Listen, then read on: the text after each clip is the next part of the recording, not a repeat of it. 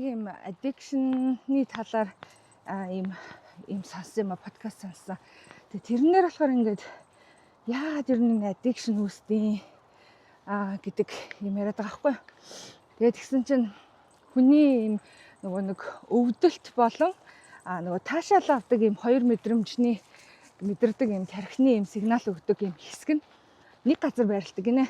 Тэгээд хүн өвдөлт авж байгаагаа бас таашаал авж байгаа яг нэг ингээд юмар мэдэрдэг. Тэгэнгүүт юу болж ийн гэхээр одоо жишээ нь арх уухаар ингээд хүмүүс яагаад ингээд хамаг амьдралаа ингээд алдаадтэй ингээд архинд ингээд ороод байна гэдэг юм судалгаа хийсэн юм л та.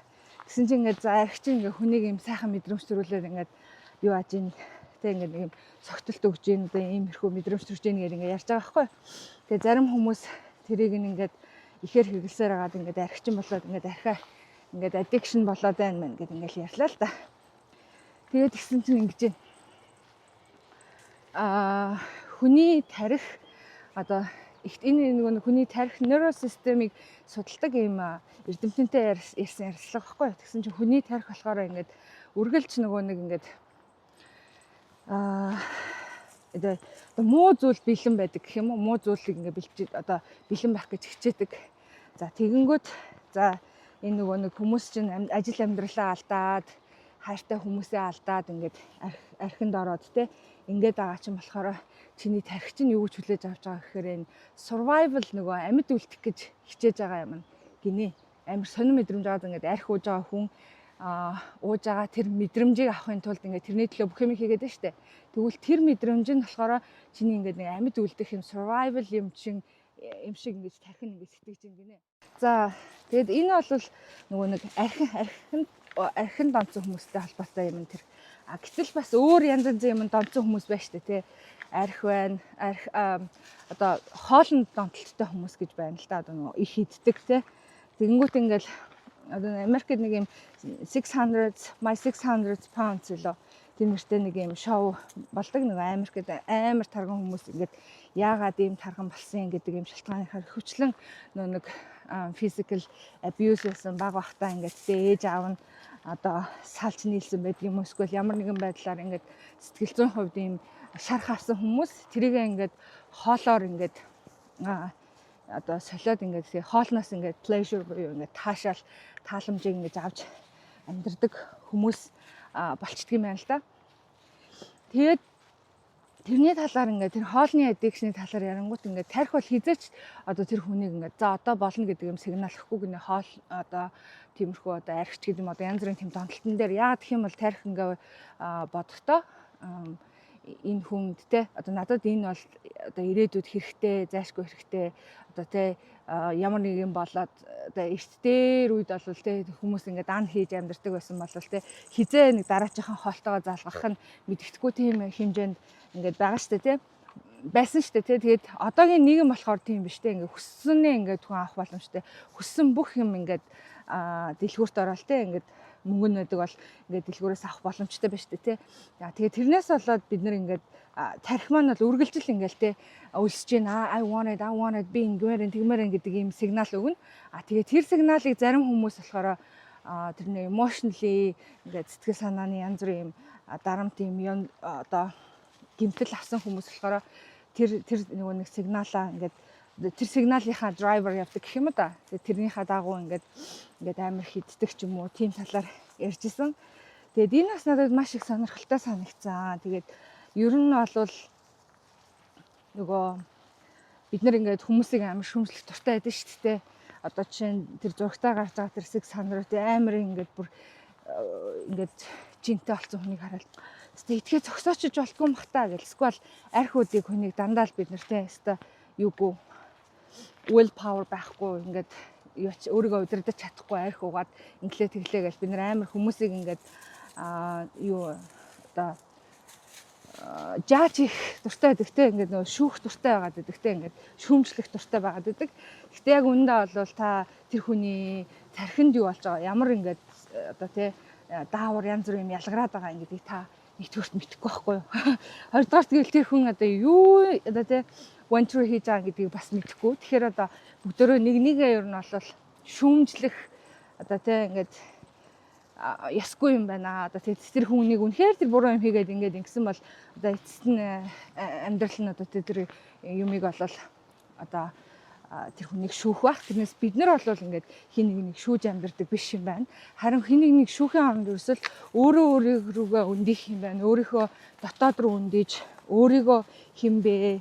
За тэгээд хэрвээ та тэр ямар нэг юм таалагдахгүй байгаа бол бид тэр таалагдахгүй тэр хүмүүсийн тэр таалагдахгүй тэр имийг би л өөрөө хийхгүй бай гэдэг юм байх юм байна. Тэрнээс биш хин нэгэн хүнийг одоо тийм байна, ийм байна гэж бол шүүн гэдэг бол утгагүй асуудал юм байна гэдгийг би бас ойлголоо.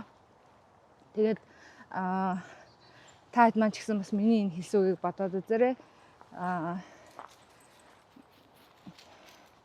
Их тийм бодууштай ч юм шиг санагдсан. Гэх юм уу? За нэг тийм байна. Бас нэг юм хэлчихье. Нөгөө нэг сэтгэл санааны гэмтэл, юм trauma гэдээ яриад байгаа шүү дээ, тий.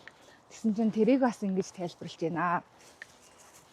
Trauma гэдэг зүйл болохоор юу юм бэ гэхээр одоо нэгэн төрлийн ингээд таны тархинаас чинь таныг хамгаалах гэж ингээд оролцож байгаа юм механизм гэх юм уу, юм ой санамж юм байна л да. Одоо чинь ингээ хүн тосолд орсон юм уу, эсвэл юм дайнд орсон хүмүүс бол энэ trauma гэдэг юмыг бол маш сайн ойлгодог. Энэ гэмтлэгтэй тэрний үгс үг гэхээр ингээд ямар нэг юм би одоо та ингээ нэг юм хэцүү аимшигтай юмыг ингээд туулсан байлаа гэж бодъё л та.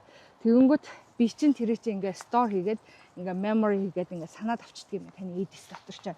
За тэгээд дахиад тэр юм чинь ингээ тохиолдох гээд байгаа юм шиг санагдах ч юм уу те, ингээ таныг trigger хийх ямар нэг юм болонгууд тэр нөгөө нэг тэр одоо trauma чинь react хийгээд ингээд дахин ингээд таныг ингээд хэцүү байдалд оруулаад идэм байл та.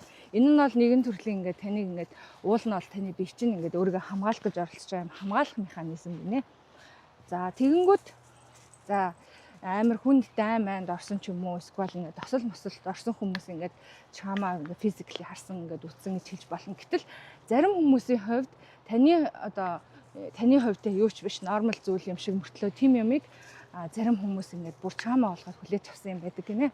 Тэр хүний ингээд өөрийнх нь одоо тархин ингээд хүлээж авах гэх юм уу, react хийх тийм юм ингээд өөр байдаг тухай ингээд trauma-ны талаар ярьж байна л да. Таны хувьд бол зүгээр юу сүртэй юм бэ гэсэн юм нормал юм байхад зарим нэгэн хүнд тэр нь бүр ингээд trauma болцсон одоо болоод өгчихсөн ингээд юм байж болдог юм. За тэгээ тэр надад бас маш их сонин санагдлаа.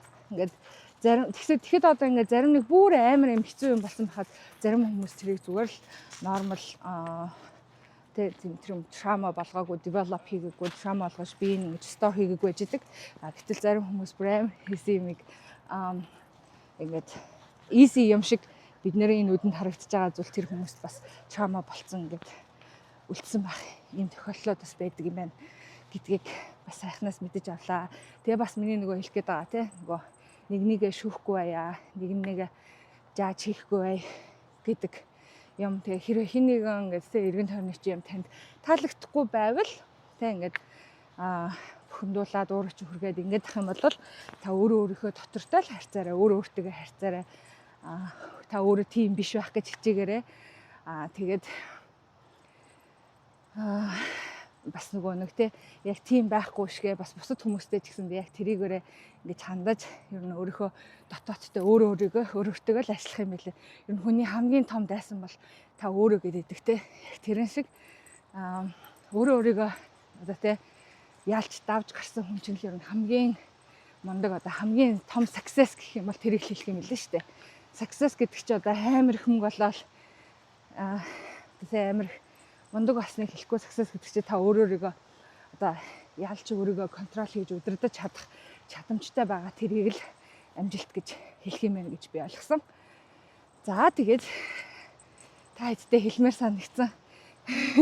Ийм олон зүйлийг дотроо ингээ бодоод яваад байсан байна. Тэгээд нуруу маань өвдсөн байсан учраас ойртой бүр өөртөө анхаарал тавья гэж бодоод жоохон quiet байлаа.